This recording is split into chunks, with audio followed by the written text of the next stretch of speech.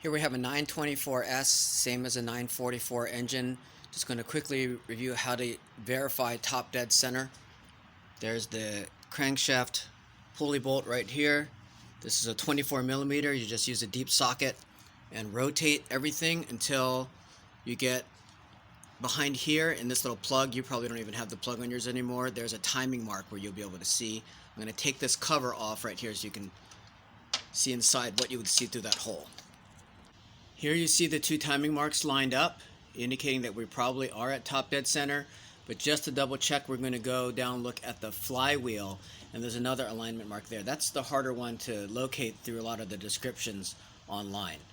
So starting at this wider angle view of the engine, you'll come up in here, and the alignment mark is going to be down through here. I'm going to next switch to the view of my scope, and we're going to just go in so you can see what it's going to look like. I'm taking my camera at the end of my scope, going down through this cavity, and if you come down through this area, you'll follow it until you see this rectangular opening, and through that opening you see the top of the flywheel. That mark should line up with the protrusion.